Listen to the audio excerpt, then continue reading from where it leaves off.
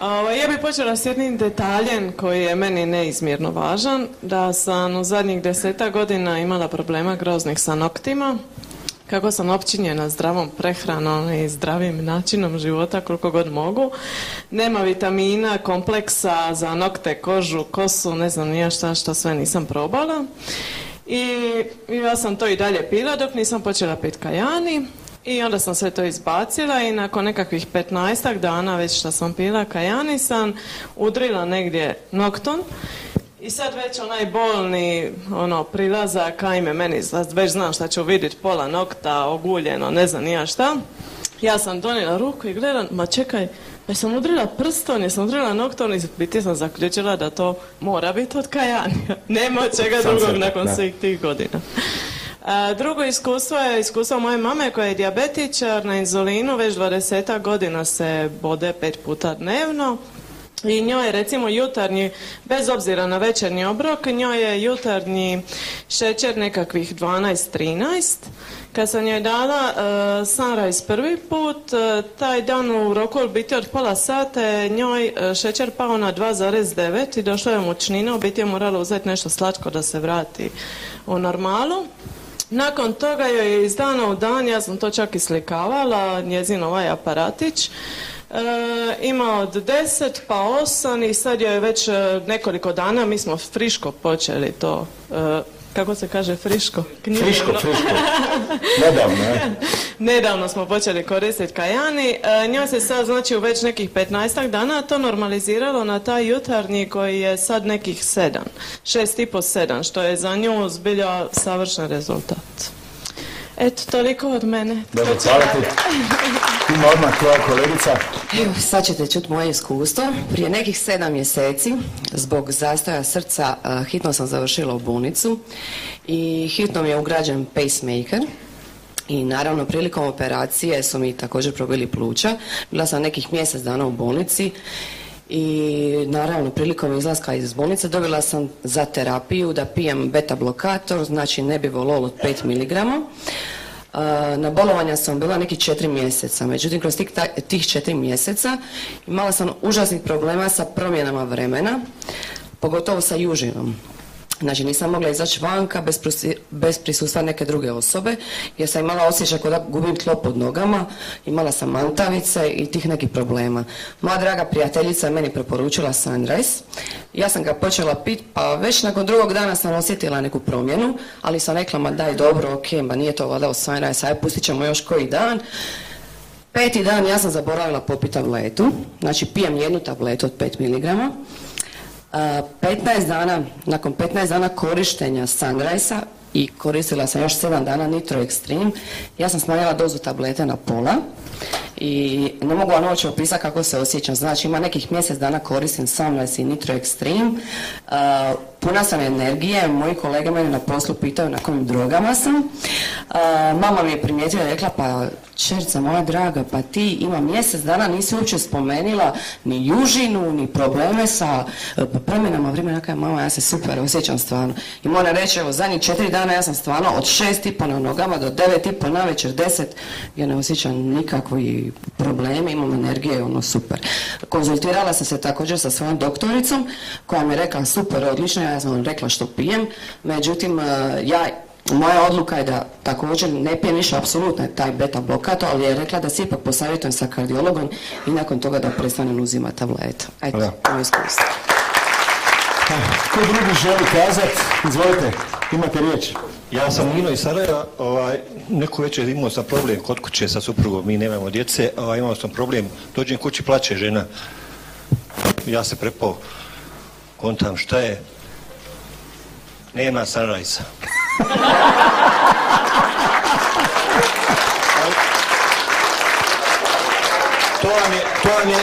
To vam je živa istina, evo Jadranki sam pričao o drugarici mojoj, jer ja više Sunset pijem i ne znajući da ga nema, ja sam naručio sad u zadnjoj turi samo Sunset. Dođem, plače, kad će, pa rekao, eto naručujemo sad za 1-2 nedelje će doći, plače. Druga stvar, kad sam postao distributer, ja sam krio od supruge to jer je ona bila protiv ovoga, nije htjela da čuje za ovo. I kad je pitala koliko to košta, ja sam njoj rekao nekih 100 eura, gdje ću da je to 450-500 eura, jer je bila protiv toga. I hajde, dobro, prošlo je to je negdje u novembru bilo, negdje krajem decembra ona je počela da koristi sva 3 proizvoda, jel?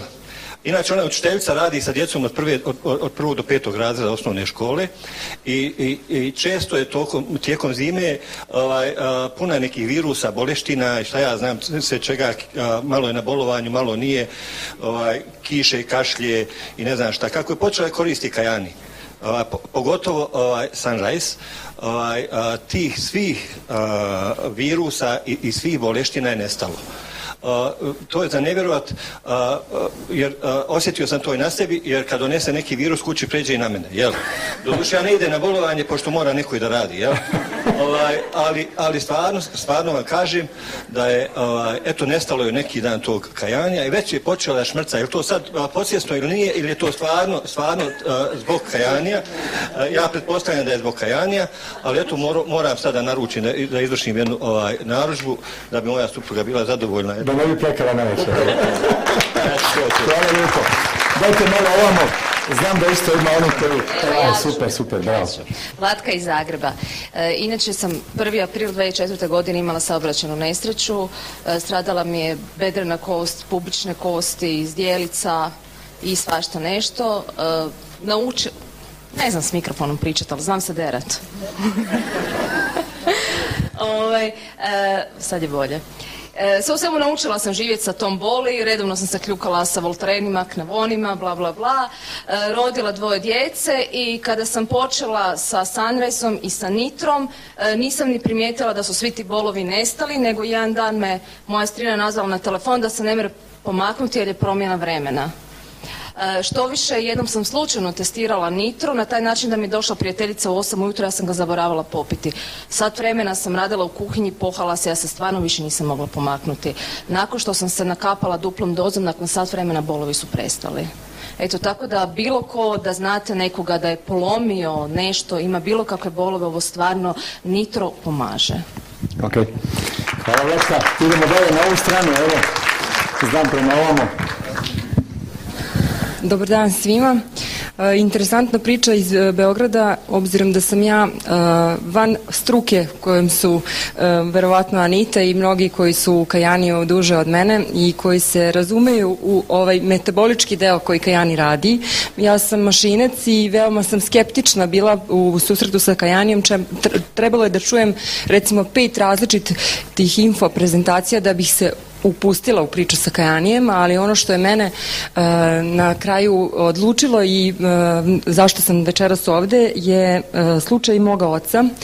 Obzirom da je on Mostarac, dakle rodom, od detinjstva to su kolači, pite, sve ono što čini život slatkim, a onda je rezultat od 20 godina unazad visoki trigliceridi, masna jetra, dakle rezultati koji govore da je to predinfarktno stanje i nikakvi statini i razni hemijski lekovi nisu mogli ga dovesti u situaciju da bar mjesec dana bude onaj rezultat koji je niži od 5,4, 7,8 i tako dalje. Dakle, uvek predinfarktno stanje. Obzirom da sam ja prva ćerka, imam 2 sestre i da sam miljenica tatina, meni je uvek bio zadatak i želja da njemu na neki način pomognem i odlučila sam da ukoliko on korišćenjem trougla zdravlja popravi svoj status, svakako idem preporučiti svima koje znam da to deluje. 1. novembra je počeo sa konzumacijom trougla zdravlja, rezultati su bili tih čuvenih 5,4, nakon 30 dana krvna slika je bila 2,9, znači skoro 3 jedinice su pali trigliceridi. U međuvremenu tata je naravno, jer je bila i slava i rođendan mog deteta, jeo i slatko i kolači i pečenje, ali trigliceridi su pali na 2,9. Eto, to je moje iskustvo u sportu. Hvala lijepo. Dalje netko? Dalje? Ja sam Sofija Traživuk. Teško mi je kad treba da se predstavim, jer mogu slobodno da kažem da sam iz Zagreba, Beograda, Banja Luke, Sarajeva i Mostara, jer zadnjih godina to je moj život. Ja ću kazati nešto drugo. Imam puno da kažem o kajaniju kad su u pitanju iskustva, ali mislim da treba kazati kako sam bila i kako sam ušla u projekat kajanija. Veliki sam bila protivnik multilevela, mrežnog marketinga, bilo kakvih ovakvih proizvoda. Naprosto za mene je bilo jako važno da to bude nešto sa nekakvim provjerenim certifikatom, da je to Galenika, da je to Bosna Lijek, da je to Zorka Šabac, da je to Pliva. Prepoznala sam apsolutno sve ono što se u tom trenutku događalo u mojoj kući. A to je da je moj muž u zadnjih godinu dana imao jedan strašan i težak infarkt. Ugrađen mu je stent s predlogom da će praćenjem biti pacemaker. Vrlo kratko vrijeme pronađena mu je aneurizma koja je bila toliko rizična zbog pucanja, ali i kapaciteta srca koji je radilo samo 25%.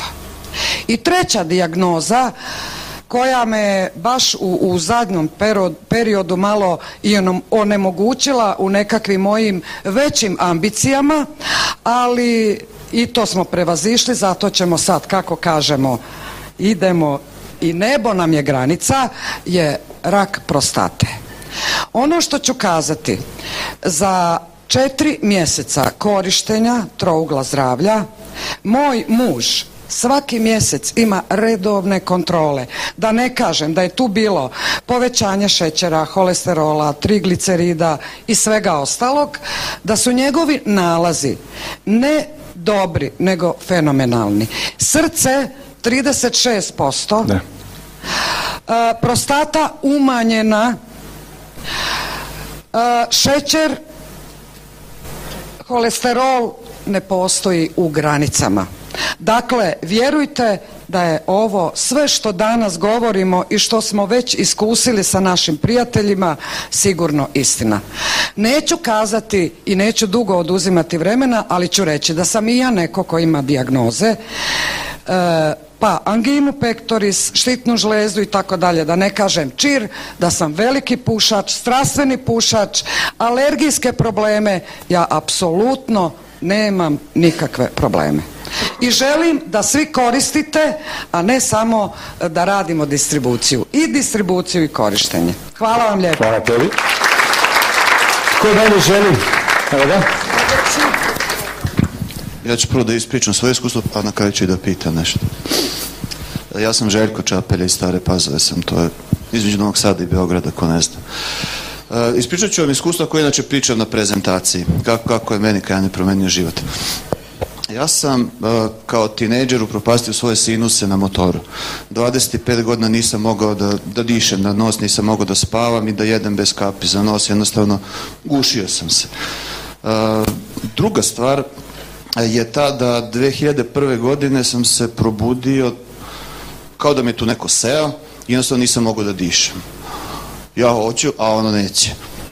Otišao sam kod lekara, a vi imate bronhitis, 6 komada nekih cijelina, pa onda još 6 komada nekih i sva sreća, pa je bila subota, bila dežurna neka doktorka, neka stara žena pred penzijom, kaže, ma kaki, nemaš ti bronhitis, ajde ti na ispitivanja.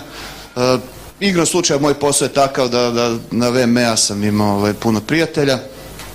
Svi su me pregledali, samo ortoped me nije pregledao i svi su rekli, ti si zdrav, tebi ništa ne fali, ne znamo zašto ne možeš da dišeš. Ja sam do pre 2 mjeseca imao problem da ako je zagušio u prostoriji, kao recimo što je sada ovde, ja bi morao da izađem napolje. Svađao sam se sa ljudima koji su pušili u prostorijama gde je zabranjeno pušenje. Jednostavno, život mi je bio baš jako iskomplikovan. Pio sam, kad sam ušao u Kajani, pio sam 4 dana. Sve, odmah sam počeo ceo trougao. 4. veče, legao sam, ponavljajući sam uzeo kapi za nos, pa meni nos radi. Nisam se normalno našpricao. Ujutru pre doručka opet. A ne treba mi, meni nos radi. Ja 2 mjeseca uopšte ne koristim kapi za nos. Držao sam prezentaciju prošle nedelju dana možda, ajde neka bude 2. čovjek uzeo da zapali cigaru, meni mrak na oči. Jao, šta ću sad? Ništa, on zapalio, meni ne smeta je. Znači, ne mogu da verujem. Daleko od toga da mi se to svidelo i da mi je to prijalo. Ja, hvala te Bože. Meni super, meni sad više to ne smeta, daleko od toga da mi prija, ali meni to više ne smeta. Tako da meni je kajani ono za nedelju dana promenio život neverovatno. Znači, velikih problema me rešio. To je što se toga tiče. I druga stvar je da mi je bio nizak šećer. Meni je šećer uvijek bio tu oko 4, ispod 4. Što je opet rezultiralo time da ili sam nervozan, da ne bi bio nervozan da jedem nešto slatko, a kad jedem nešto slatko onda malo porastem, jel da? I od kako pijem kajani,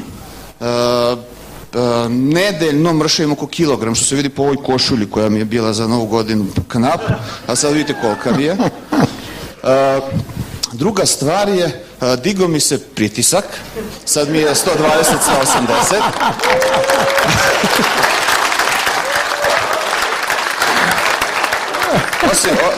Osim što mi se digao pritisak, također digao mi se i šećer. Sve se diže. Sad mi je na 5, tako da samim tim i manje jedem, smanjile su mi se porcije, jednostavno više nemam toliko želje za hranom. Čak i ako pojedem nešto slatko, zadovoljno me to nešto malo, ne treba, ne osjećam želju za puno toga. I osim što mi se sve ovo diglo mi se i nivo energije. Tako da sam došao u situaciju da sam ponovo počeo da se posle 20 godina bavim sportom, naravno rekreativno. I tu sad imam pitanje. Evo ga, pitanje. Pitanje je sad, ajde za... Postavite pa ćemo vidjeti ko će odgovoriti. Radi se o tome da kada treba sunset da se pije? Uz večeru ili pre spavanja? Pošto moj slučaj je takav da ja večeram negde oko 7, pola 8, u 9 idem u teretanu do pola 11, istuširam se i legam da spavam. Jer ako treniram preko dana, sam cijel dan umoran. Pa mi ovo ovako najviše odgovara. I sad mi treba tačan odgovor na ovo pitanje. Zahvaljujem se. Hvala. Brzim glasanjem da prenesem informaciju. Zaista će biti prenos informacije i to je najkvalitetnijim smatram u ovom momentu. Jer u Las Vegasu smo imali tu fantastičnu priliku da lično prisustvujemo. Nije bio predavanje, izlaganje gospodina doktora Barry Tena, koja je zapravo osoba koja je osmislila Sunset, koja izuzetno mnogo zna to oko trijenolu. Šta je rekao? Upravo je govorio o ljudskoj ishrani, govorio o tome koliko mi nepotrebno velike količine hrane unosimo u svoj organizam. I pohvalio se time da on sa svojom suprugom svaki restoranski obrok podeli na pola, uvek naručuju jednu porciju i podele.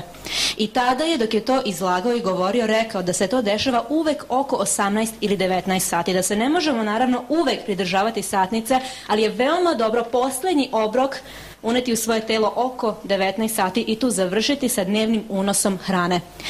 Nakon toga nastavio je svoje izlaganje i rekao je, a kasnije kada pred spavanje uzmete svoju dnevnu dozu Sunseta, što bi bilo 3 kapsule, što bi bilo 100 mg tokotrienola na dnevnoj bazi. Tako da odgovor tačan koji potiče direktno od gospodina Barry Tena je pred spavanje. Hvala. Je li netko, evo još imamo tamo pitanje. Ja imam pitanje od moje sestre koja je imala cijeli život problema sa crijevima, jako je educirana na tom polju i veliki je skeptik, ne vjeruje niti meni niti mami da je nama super.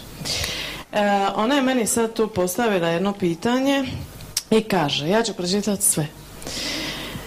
Zanima me mehanizam funkcioniranja onog dušika. Neka ti objasni biokemijski kako to koristi tijelo. Ne zanima me ni koliko je slijepih progledalo, ni koliko je cotavih prohodalo, nego gola kemija i testovi koji to dokazuju. Za vitamine me zanima pitanje apsorpcije. Mogu biti najkvalitetniji, ali laboratorijski uvjeti nisu isto što i tijelo. Neka pojasni kako su mjerili sposobnost apsorpcije. Imamo doktoricu iz Osijeka. Ja sam doktorica Nevena Engler iz Osijeka, umirovljenik sam. Kao što vidite, da sam otišla preko veze u mirovinu, naravno, jel? Kod nas se ide sa 67 godina, ja imam svega 73.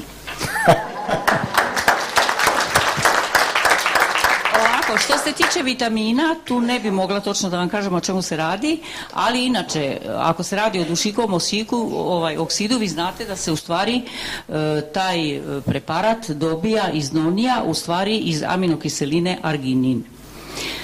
On se inače stvara u jako malim količinama u našem tijelu, u određenim dijelovima, recimo djelovanjem samih enzima, stvara se u krvnim žilama srca, stvara se u mozgu i njegovo djelovanje je tako da je on u stvari praktično jedan transmiter. Znači, pored toga što je ona acidobutena kiselina koja je između ili dopamin ili acetilholin koji su transmiteri, jedan od najnovijih, zbog toga su ovi dobili Nobelovu nagradu što su se bavili sa tim dušikovim oksidom i to jedan od njih je, ja uvijek to govorim, naše gore list, jedan Albanac iz Gostivara i tako da pored toga što je neurotransmiter, on radi dilataciju krvnih sudova, naročito srca, i samim tim automatski ulazi dublje u srčani mišić i nakon toga dolazi do pojačane kontrakcije, dakle same srčani mišić oporavlja. Osim toga, dušikov oksid je izuzetno važan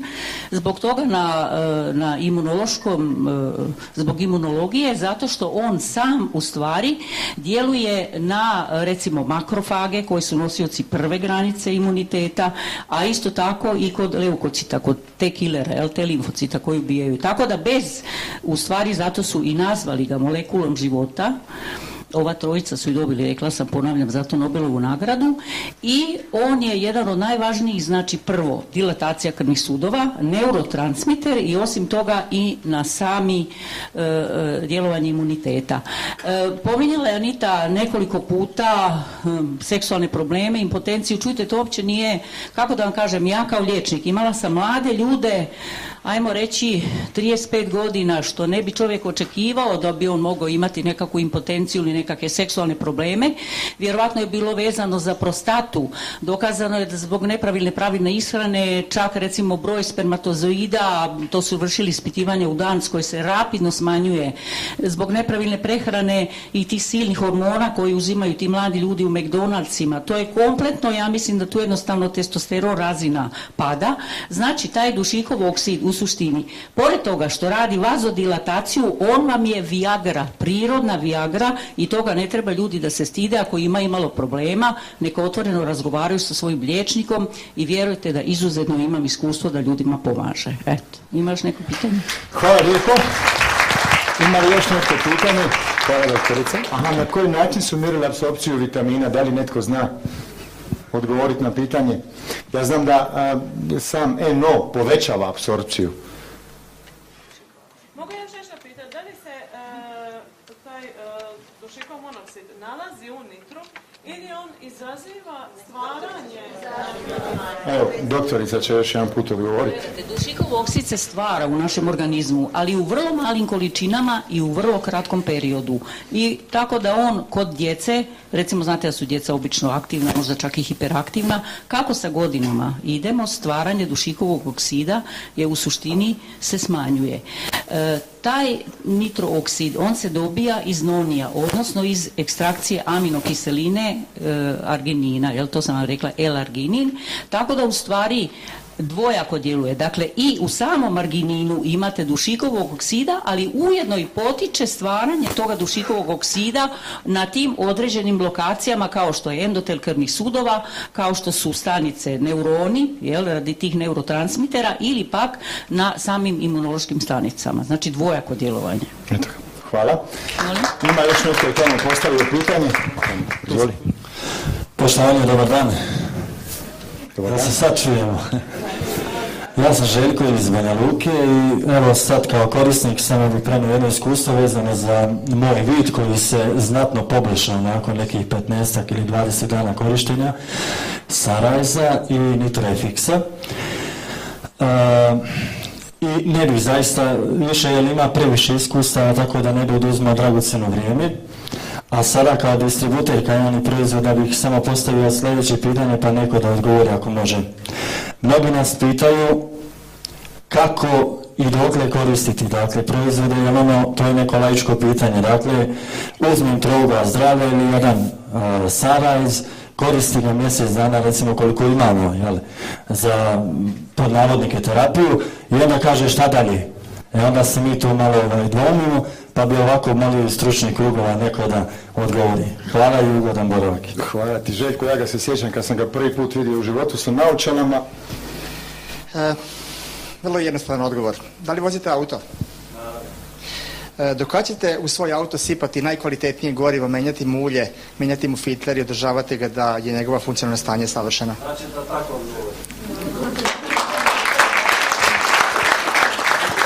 Od sada, odnosno od rođenja pa dok smo do kraja života, našim ćelijama svaki dan trebaju određeni minerali,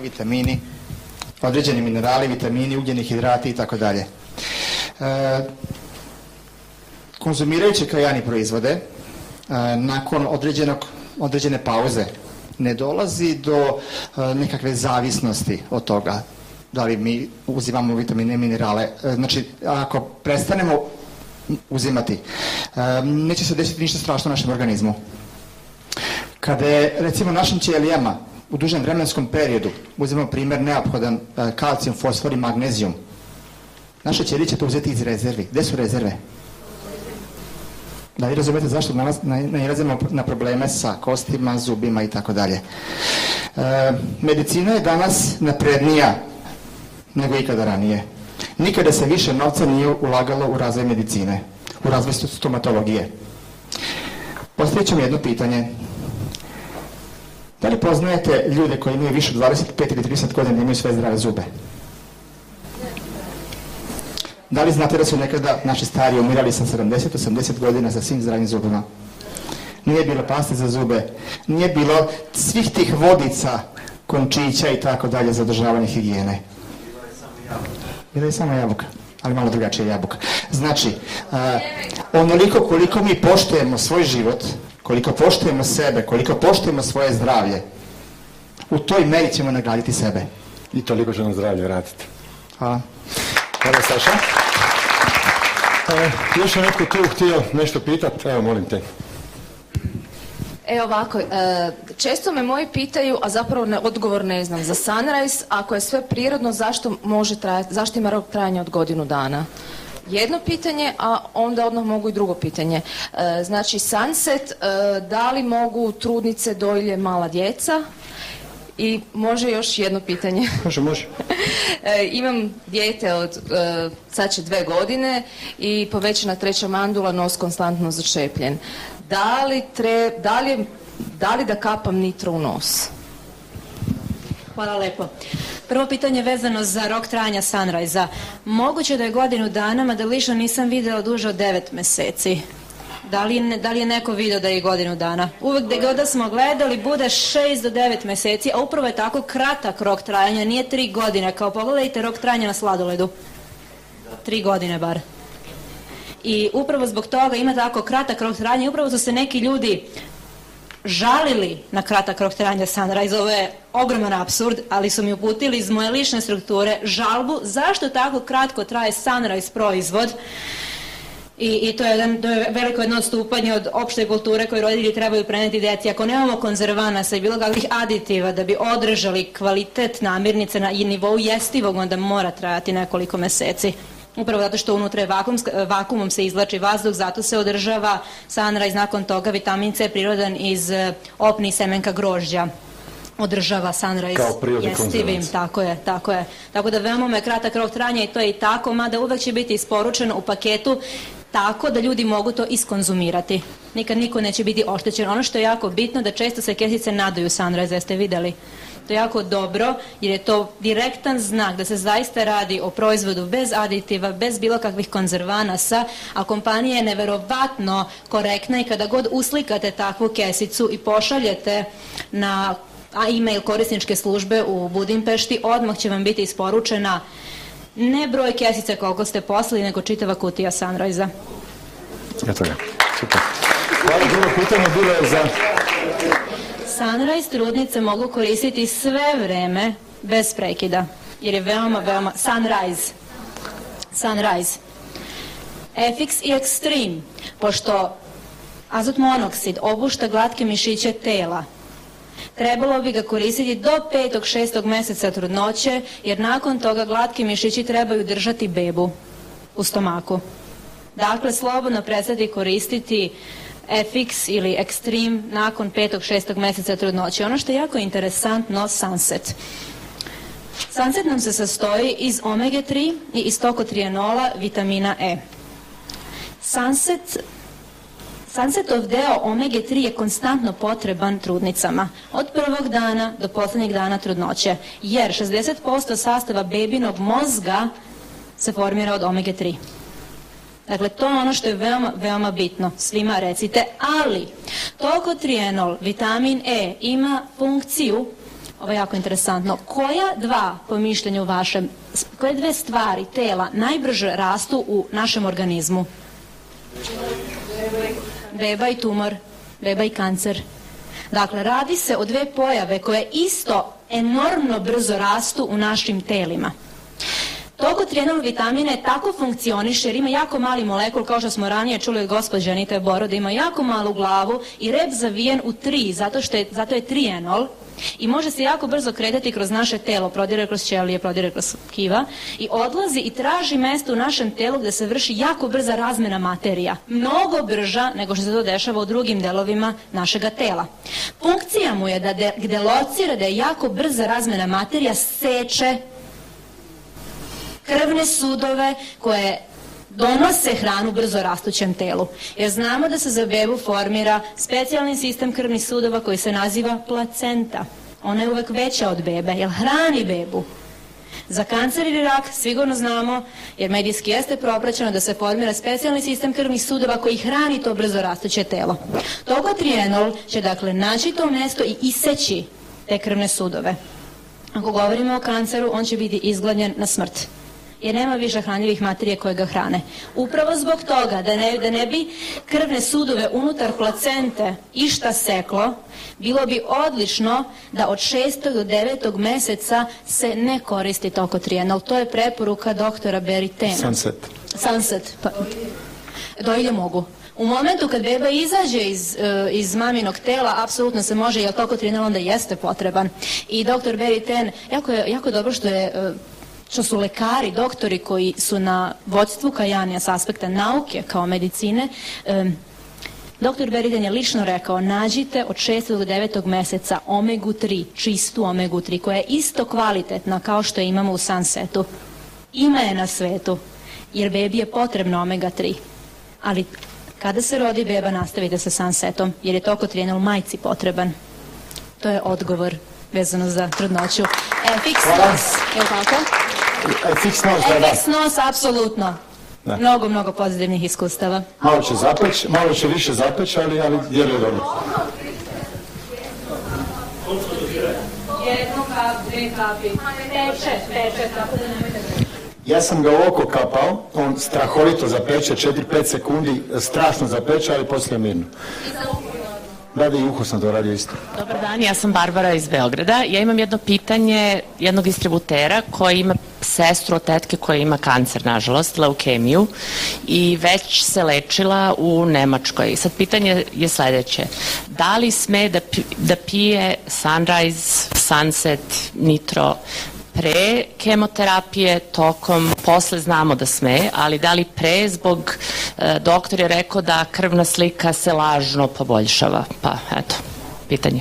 Ja baš nemam posebno neko iskustvo u vezi sa tim karcinomima, ali logično je zaključiti, čujte, ako vam nitrooksid jača imunitet, ako vas ovo hrani i daje vam antioksidance, ja ne vidim razloga da se uzima i tijekom terapije. Dapače, ja mislim da će ljudi bolje podnositi terapiju ako uzimaju te preparate. Ja sam svega 2 imala slučaja, ljudi su jako dobro podnijeli, tako da nemam veće iskustvo, ali osobno mislim da može, dakle, prije, tijekom i nakon kemoterapije slobodno uzimate. Nema kontraindikacija, samo može pomoći.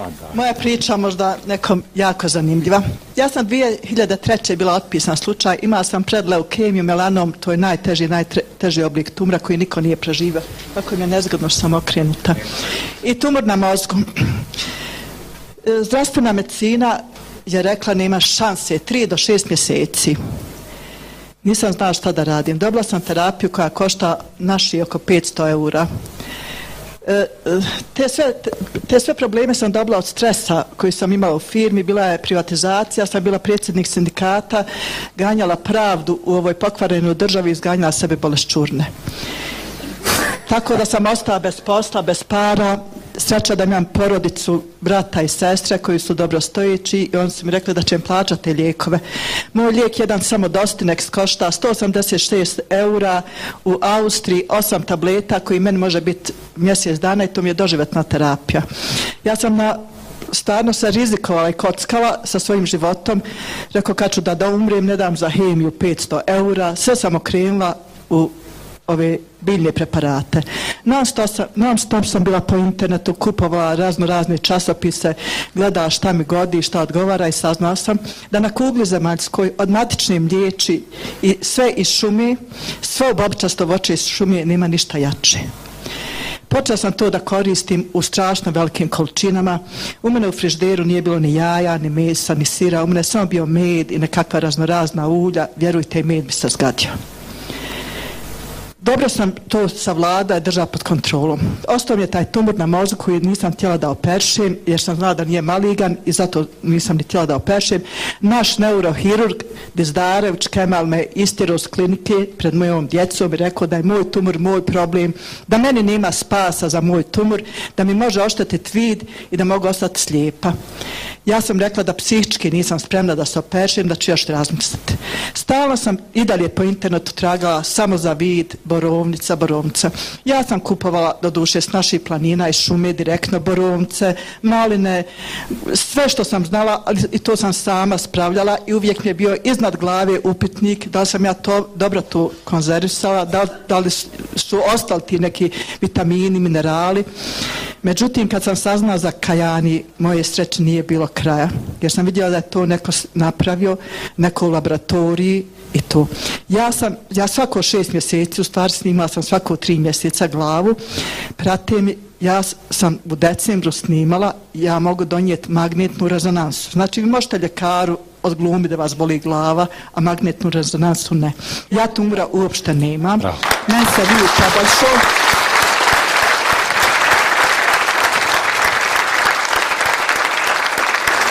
Ja znači u svojim rukama imam dijamant od neprocjenjive vrijednosti. Jedina mana, ne znam ako je mana, imam 4 unučadi, pa kad šetam sa unučadima po gradu, svi misle da sam i mama. Ne znam, vlako će da upodete. Hvala toliko. Hvala lijepo. Nažalost, moja prijateljica danas nije mogla da dođe, ona je u ratu ranjena i od operacije koja je bila izvedena u ratu dobila je hepatitis C. Pa njeno pitanje je da li postoji iskustva u liječenju hepatitisa C putem kajanja? Evo, ako da vam kažem, hepatitis C je jako nezgodna bolest, jedna prekanceroza, nakon toga se obično i razvije, nažalost, karcinom jetre. Čujte, kakav je uopće nastanak i razlog karcinoma? Između ostalog se smatra da su uzrok baš virusi. A kad se ti virusi razviju, to je Anita pričala, u našem tijelu imate i virusa i bakterija i gljivica i kakvih parazita, možete misliti šta sve ima u nama. Kad je naš imunitet dobar, razumijete, onda nema šanse da se te paraziti, sve su to paraziti u suštini u nama razviju. Znači taj hepatitis C, ako vi koristite nešto što će ojačati imunitet i što će oporaviti vašu jetru, onda ja samo to mogu toplo pozdraviti. To je jedna stvar. Druga, htjela bih reći da mi imamo iskustvo sa štitnjačom, bar kod nas u Hrvatskoj. Da li je to posljedica te paučine što se kod nas tamo bacala, da li je to nekakvi stres ratni, posleratni i tako dalje. Uglavnom, jako imamo puno autoimune bolesti štitnjače, ne znam kako je ovdje kod vas. Znači, tijelo čovjeka, a obično je to mlada žena, nažalost, stvara antitijela protiv rođene štitnjače. Kod te štitnjače, inače kod svih autoimunih bolesti, šta znam, recimo reumatizam i tako dalje, naši pametni doktori nam daju kortikosteroide koji ti definitivno unište imunitet, još ti čir prokrvari, aktivira se tuberkuloza i tako dalje i tako bliže. E sad, jedina bolest kod koje ne preporučuju, to je autoimuna bolest štitnjače ili Hashimoto struma. Mi, u stvari ja osobno imam iskustvo, znači ako koriste preparate date kajani, opet jačaju imunitet, opet antioksidanci, izuzetno dobra terapija, izuzetno dobra i ljudi dolaze na kontrolu i vide da niti im kosa toliko opada, nisu toliko da li predmršavi ili predebeli, u svakom slučaju baš na autoimune bolesti štitnjače i na bolesti štitnjače vezane za imunitet, imunologiju jako dobro kajani djeluje. Hvala lijepo. Ovdje. Međutim, stvarno je bolesna, nije počela, dala sam je kajani sad na zadnja 2 tjedna, ili imala baš rak dojke, operirala je dojku i zračenje imala. I evo zadnjih 5 dana je rekla da je popila nitro, ja kažem pa namaži mikro, rekla je da je peče od zračenja, ja kažem ja namaži mitro, čula sam samo da je dobro za opekline, da je dobro, vjerojatno. Ona kaže bilo je žao, pošto sam je malo onu bočicu dala, a velika je bila površina, ona je samo onaj dio mazala koji se vidi od majice, znači na neki dio. I baš me je sinoć nazvala kad je pitala da idemo u Sarajevo, ili smo dogovorili sve i onda je samo rekla moram ti reći da je, znači 5 dana je svega mazala. Kaže, razlika je ogromna, znači, baš zato što je mazala samo gornji dio, znači od zračenja, kaže da je definitivno razlika ogromna u roku 5 dana, da, znači ovaj dio koji nije mazala. Tako da evo, za opekline definitivno znači djeluje. Hvala. Monolog, recitacija. Dobar dan svima, ja sam Dalibor iz Banja Luke. Sticajem okolnosti sam sinoć pričao s jednim svojim prijateljem koji je rekao za našeg zajedničkog prijatelja, znači da je već 2 godine na liječenju, navodno distrofija mišića, to čak ni doktor još nisu njemu ustanovili. Uglavnom, njemu je tijelo sasvim uredno, on gubi na snazi i suše mu se ruke. Znači on je negdje visine i krupani kao Josipa, a na primjer ručice su mu kao moje. Trenutno i već 2 godine te imam probleme, znači ja nisam znao do sinoć, pa me zanima baš za tu distrofiju mišića što tiče kajanija. Što se tiče mišićne distrofije, čujte, obično u najnovijem saznanjima radi se o jednoj imunološkoj bolesti, opet nekakva autoimuna bolest koja je vezana za žlijezdu timus, koja je izuzetno dobro kod, naravno, tijekom trudnoće i kod male djece, međutim kasnije ona atrofira i na taj način obično je to vezano jedno sa drugim. Znači, ako vi nečim popravite svoj imunitet i popravite cirkulaciju, automatsku niko neće, čujte, njemu reći